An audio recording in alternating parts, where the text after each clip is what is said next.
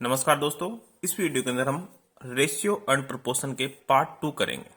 अगर दोस्तों आप एसएससी, बैंकिंग, रेलवे किसी भी कंपटीशन की एग्जाम की तैयारी कर रहे हैं तो ये वीडियो आपके लिए बहुत इंपॉर्टेंट है, इसलिए वीडियो को अंत तक जरूर देखते रहिए।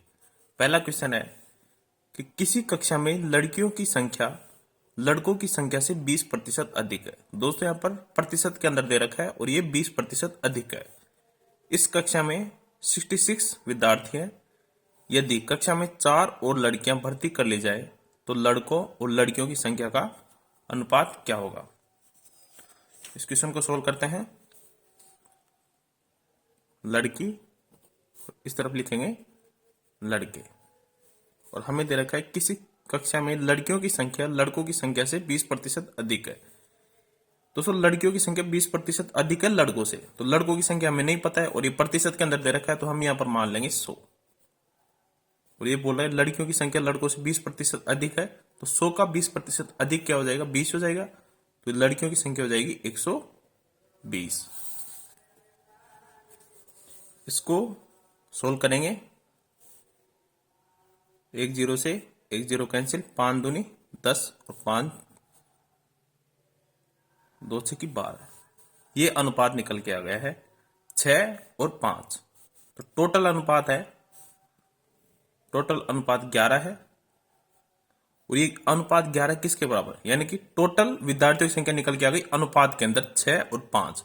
6 लड़कियां हैं और 5 लड़के हैं, और टोटल कितने हो गए, 11 हो गए विद्यार्थी। और यहां पर क्वेश्चन के अंदर 11 नहीं दे करके 66 यहां पर विद्यार्थी दे रखे हैं, यानी कि एक्चुअल में कितने गुणा है, ये 6 गुणा है। अब आप संख्या निकाल सकते हो। तो ये 6 गुणा है तो इसको 6 से गुणा करेंगे तो हो जाएगा 36। और इसको गुणा करेंगे 6 से, इसको भी 6 से गुणा करेंगे तो हो जाएगा 6 पंजे 30। ये हमारी लड़कियों और लड़कों की संख्या निकल के आ गई। अब क्वेश्चन के अंदर क्या बोल रहा है, यहां तक क्वेश्चन खत्म है। अब आगे बोल रहा है यदि कक्षा में 4 और लड़कियां भर्ती कर ली जाए। दोस्तों यहां पर 4 लड़कियां और आ जाती हैं, तो ये 36 पहले थी, लड़की 36 थी पहले, और पहले लड़के कितने थे, 30। अब लड़कियां 4 लड़कियां और आ जाती हैं तो ये हो जाएगा 40। लड़कों की संख्या में कोई अनुपात में चेंज नहीं होता है, लड़कियां जितनी हैं जितनी रहेंगी, तो ये हो जाएगा 30। अब अनुपात पूछ रहा है तो 1 0 से 1 0 कैंसिल, 4 अनुपात 3 अनुपात हो जाएगा। और पूछा क्या है, लड़कों और लड़कियों की अनुपात में। दोस्तों ये ध्यान रखना है, लड़कों की तो हमने ये क्या है हमारी लड़की, और ये क्या है लड़का। तो पहले क्या है, लड़का है, तो 3 अनुपात 4, 3 अनुपात 4, सी ऑप्शन यहां पर सही है। नेक्स्ट क्वेश्चन है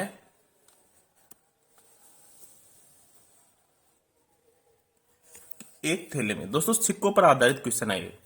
एक थैले में 1 रुपए, 50 पैसे और 25 पैसे के सिक्कों के मध्य का अनुपात दे रखा है। दोस्तों सिक्कों के मध्य का अनुपात दे रखा है 3 अनुपात 4 अनुपात 5 है।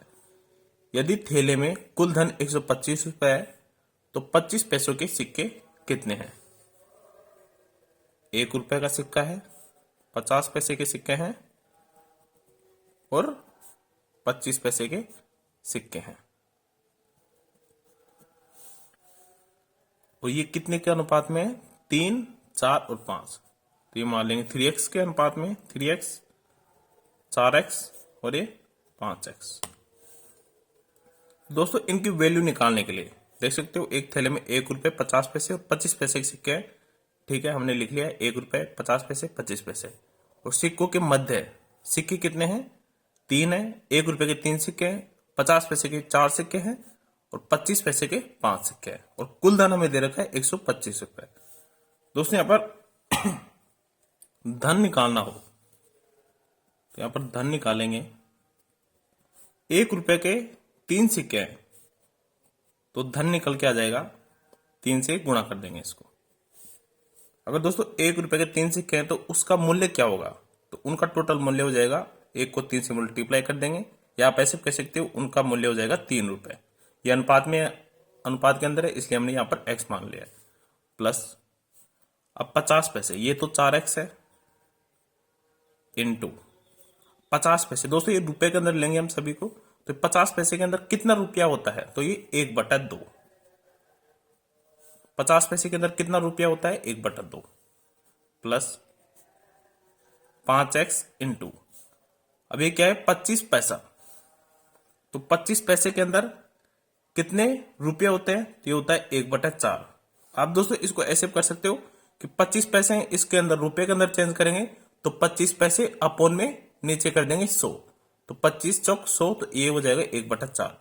इसको ऐसे भी कर सकते हो, तो हो जाएगा 1/4। और जो टोटल कितने के बराबर है, 125 रुपए के। ये हमारी इक्वेशन बन गई, इसको सोल्व कर लेंगे और हमारा आंसर आ जाएगा x का, और इसको यहां पर पुटअप कर देंगे, तो हो जाएगा 3x प्लस 2 से 2, या इसको ऐसे रहने देते हैं, 4x अपॉन में 2, फिर एलसीएम लेके सोल्व कर लेंगे, 5x/4, ये हो जाएगा 125। अब इसका एलसीएम लेंगे, एलसीएम लेंगे, यहां पर आ जाएगा एलसीएम 4, तो हो जाएगा 4×3 = 12x प्लस 4×2 = 8 प्लस 5x, ये हो जाएगा 125। 4 का इस तरफ पक्षांतर कर देंगे, 4 का इस तरफ पक्षांतर कर देंगे तो 12x plus 8x plus 5x, ये हो जाएगा 25x। 25x इजिकल टू 125 को 4 से मल्टीप्लाई करेंगे तो हो जाएगा 500। x का मान निकल के आ जाएगा, 500 में 25 का भाग देंगे, x इजिकल टू 20। 50 पैसे के सिक्के निकालने हैं हमें, ये 25 पैसे के, 25 पैसे के सिक्के निकालने हैं।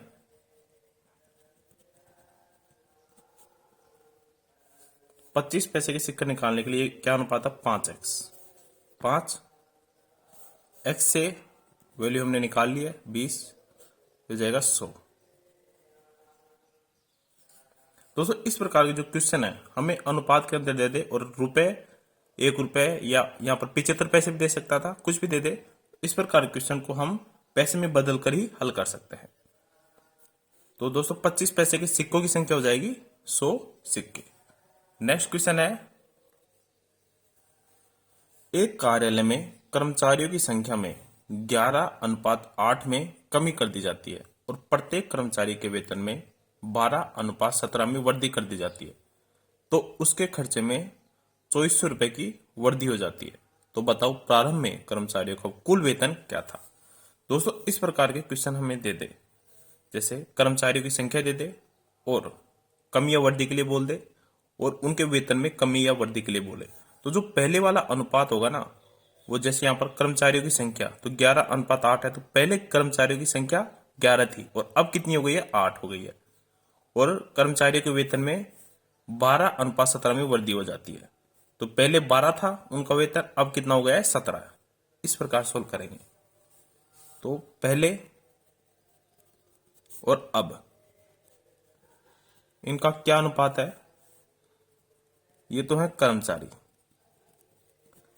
पहले 11:8 में थे, यानी कि पहले 11 कर्मचारी थे और अब कितने कर्मचारी हो गए हैं, 8 कर्मचारी हो गए हैं, और उनके वेतन में 12 और 17 में वृद्धि हो जाती है, यानी कि वेतन हो जाएगा उनका, पहले 12 वेतन था अब 17 वेतन हो जाएगा, तो इनका कुल वेतन हो जाएगा,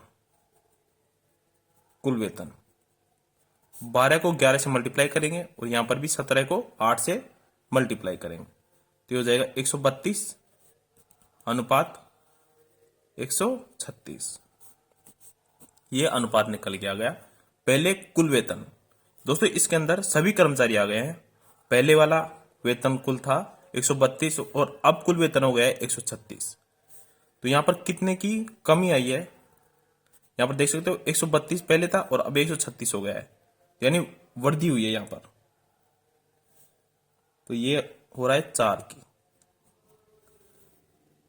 तो उसके खर्च में 2400 रुपए की वृद्धि हो जाती है। यहां पर दोस्तों यहां पर 4 अनुपात में वृद्धि हो रही है, यहां पर 4 अनुपात में वृद्धि हो रही है, बल्कि क्वेश्चन के अंदर बोला है कि 2400 रुपए की वृद्धि हुई है, 2400 रुपए की वृद्धि हुई है, तो एक अनुपात निकल के आ जाएगा। 2400 के अंदर हम 4 का भाग देंगे, 6 चौके 24, 600 हो गया। और अब हमें निकालना है कि प्रारंभ में कुल वेतन कितना था। तो प्रारंभ में वेतन कितना था, ये अनुपात के अंदर है, तो ये कितना था 132। तो प्रारंभ में वेतन आ जाएगा हमारा 132 को 600 से मल्टीप्लाई करेंगे, 132 को 6 से मल्टीप्लाई करेंगे हो जाएगा 79200। प्रारंभ में वेतन इतना था, तो ऑप्शन सी सही है। अगर दोस्तों बाद में यानी कि वर्तमान के लिए बोलता कि उनका वेतन क्या था, तो 136 को 600 से मल्टीप्लाई कर लेते। धन्यवाद दोस्तों, मिलते हैं इसके पार्ट 3 में। अगर आपको वीडियो अच्छा लगा हो अपने दोस्तों के साथ जरूर शेयर करना। धन्यवाद।